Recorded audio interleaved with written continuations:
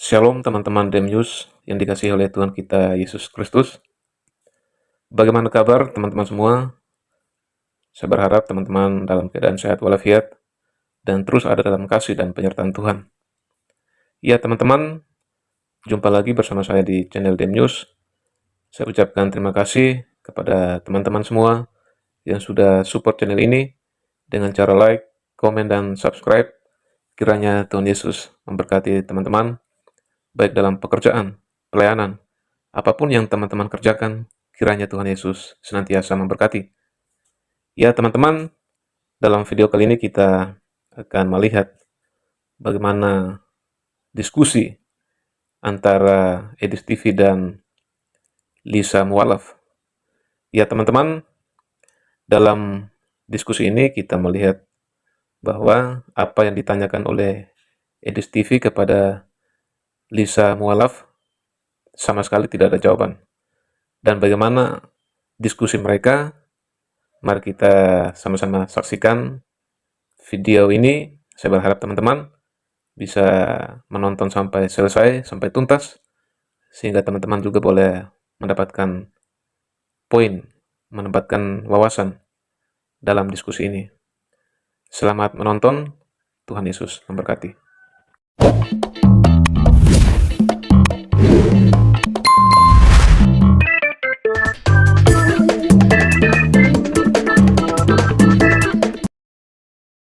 Tumben-tumbenan berani. Siapa yang takut sama kamu? Oke. Baik, ayo kita diskusi dengan baik ya. Tapi jangan kejam-kejam ya. Kalau sama aku dari dulu baik-baik aja. Oke, baik. Ayo kita mulai ya. Kita mulai. Silakan. Ini tema kita ini nih. Saya manggilnya apa ini? Masa panggil Dayak gitu? Nanti kan nggak enak sama Dayak-Dayak yang lain yang Kristen-Kristen. Saya panggil apa ini? Kamu mau panggil aku apa? Panggil Mbak aja dah. Oke, ya. Mbak Mualaf. Oke, Mbak Mualaf. Begini. Saya ini sedang membahas ini bagaimana umat Islam itu kena prank. Karena ternyata tidak ada nama Muhammad di dalam Taurat dan Injil seperti yang dikatakan Al-Quran. Al-Quran berkata bahwa nama Muhammad tertulis di dalamnya, di dalam kitab Taurat dan Injil. Ada satu kisah bagaimana Umar ibn Khattab membawa lembaran Taurat dan Injil. Ketahuan sama Muhammad. Muhammad marah besar dia, mukanya merah. Baru kali itu Muhammad marah besar sama Umar bin Khattab. Sampai mukanya itu berubah merah, membara. Dia bilang begini. Edis. Waduh, saya lagi ngomong dipotong. Kayaknya dia udah gak kuat lagi. Gimana? Panggil aku mata lalat. Saya panggil kamu mata lalat aja atau gimana? Ya terserah lah, mau mata lalat mau apa terserah. Yang penting saya membicarakan kepada kamu apa yang sungguh-sungguh terjadi di dalam agama Islam. Kalau memang Muhammad itu dinubuatkan dalam Taurat dan Injil, kenapa ketika temannya membawa Taurat dan Injil Muhammad marah-marah? Coba jelaskan kepada saya. Kamu tuh hanya bisa dongeng aja, Edis. Dan yang kamu katakan itu semuanya itu tidak ada kebenaran. Oke, baik, saya tunjukkan sama kamu ya. Tinggal tunjukkan datanya aja. Oke, baik, saya tunjukkan. Kenapa tidak ada tertulis di dalam kitab Taurat dan Injil? Itu karena yang kalian punya itu adalah kitab yang palsu.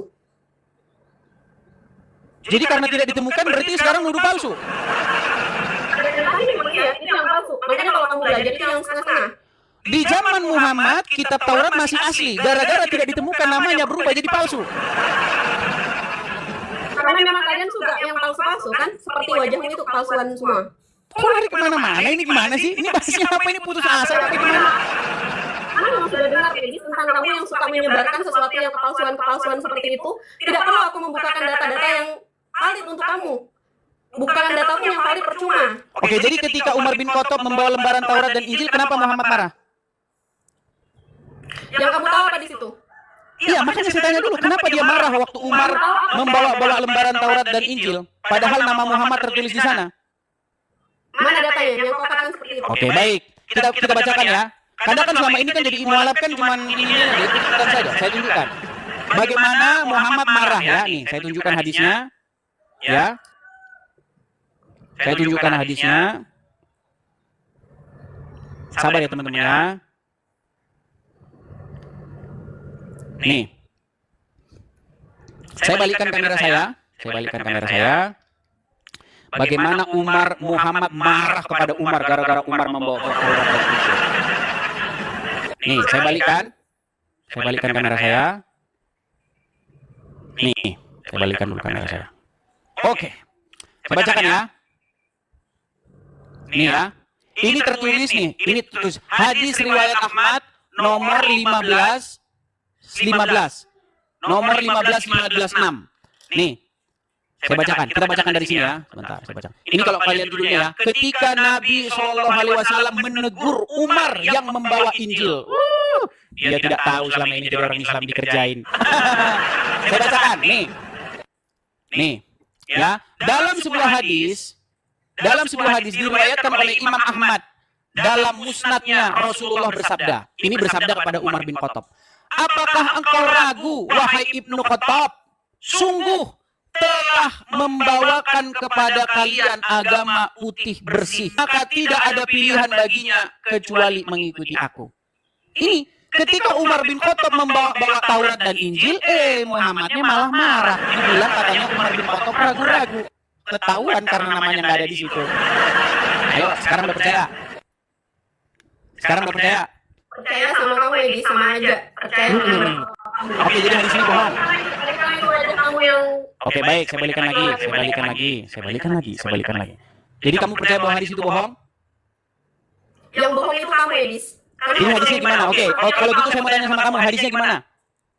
Yang bohong itu kamu Edis, karena kamu selalu mencari sesuatu yang palsu. Berarti saya bohong. Oke, baik. Kita putarkan dari ceramah Ustaz saja ya. Bagaimana Umar bin Khattab pernah membawa lembaran Taurat dan Injil nih. Kamu bilang saya bohong. Waduh, sungguh kamu nekat yang nyata kalau seperti ini caranya nih. Saya bacakan kepada kamu nih. Ya. Edis, kamu kirim lagi, saya suruh kamu kirim. Apanya?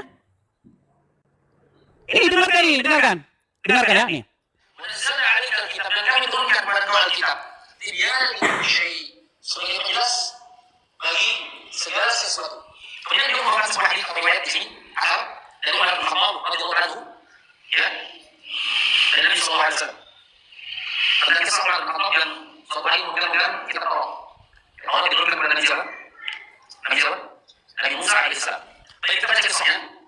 Wa an-Nasa'i wa ghairuhu, dan diriwayatkan oleh Imam An-Nasa'i meriwayatkan dan Sa'id. An Nabi sallallahu alaihi wasallam, dari Nabi sallallahu alaihi wasallam, annahu ra'a, bahwasanya Nabi sallallahu alaihi wasallam lihat fi yadi Umar bin Khattab radhiyallahu anhu, di tangannya Umar bin Khattab radhiyallahu anhu, waraqatan min at-Taurat, lembaran dari Taurat.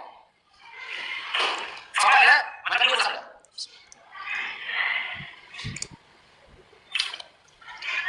Aku tahu maknanya ya Ibnu Khattab. Apa yang kamu lakukan oleh Ibnu Khattab? Dan bagaimana jelaskan maknanya? Asyadun, anda Ibnu Khattab. Apa yang kamu lakukan Ibnu Khattab?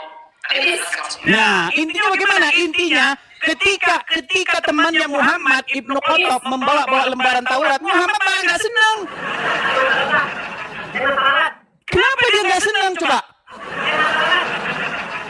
Nggak ada jawaban kan? Nggak ada jawaban.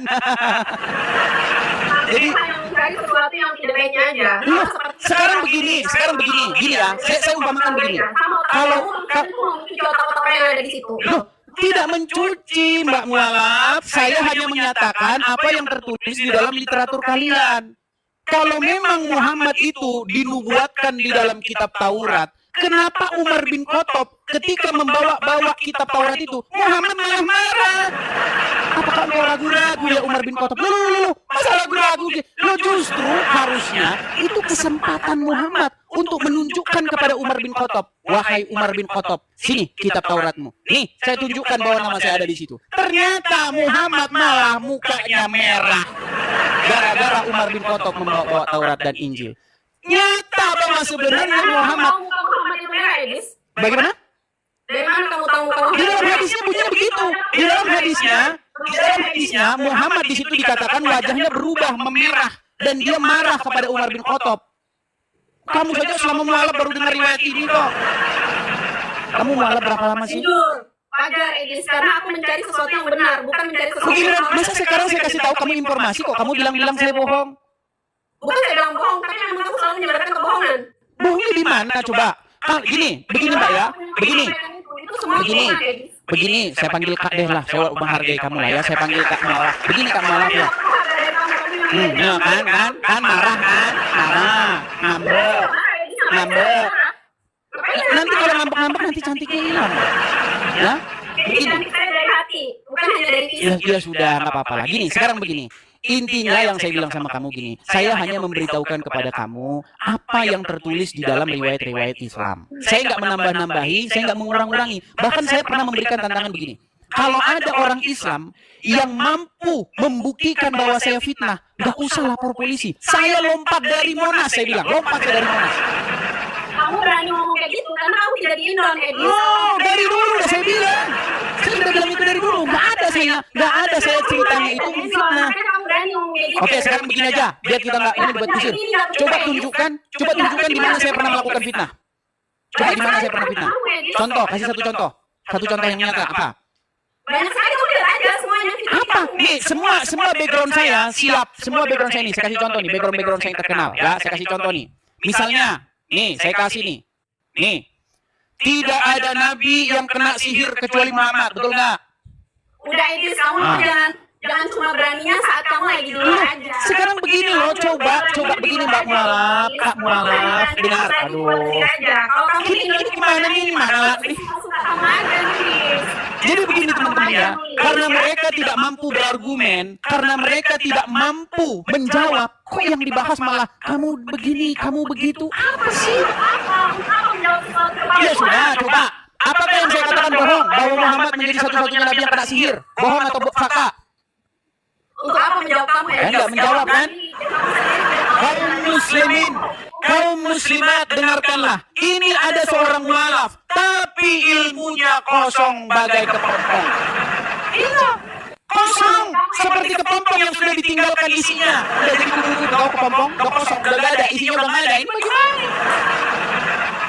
Bagaimana ini pembina mualaf? Saya kasih saran sama kalian, tolong mualaf itu dibekali ilmu. Ya oke, baik teman-teman. Demikian video yang baru saja kita saksikan bersama, yaitu diskusi antara Edis TV dan Lisa Mualaf. Di situ Edis TV memberikan satu tema, yaitu tentang umat Muslim selama ini kena prank karena tidak ada nama Nabi Muhammad di dalam Taurat dan Injil. Dan kemudian juga Edis TV memberikan dalil-dalil yang mengatakan demikian. Dan Edis TV mempertanyakan kepada Lisa Mualaf tentang hal itu, tetapi tidak ada jawaban sama sekali. Nah, untuk itu kita semua umat beragama, kita bisa belajar memahami apa yang kita imani, supaya ketika ada orang yang mempertanyakan iman kita bisa menjawab dengan baik. Kita bisa memahami, mengerti, dan bisa mempertanggungjawabkan kepada orang lain ketika ada yang menanyakan. Ya, untuk kita sebagai anak-anak Tuhan, marilah kita terus belajar firman Tuhan, sehingga ketika ada orang yang mempertanyakan iman kita boleh bisa menjawab dengan baik, dengan benar, dan kita bisa mempertanggungjawabkan berdasarkan Alkitab. Oleh sebab itu, marilah kita terus menjadi berkat, menjadi terang, dan kita boleh menjadi saksi Kristus dimanapun kita berada. Dan semua itu hanya untuk mempermuliakan nama Tuhan. Kiranya Tuhan Yesus memberkati kita. Shalom.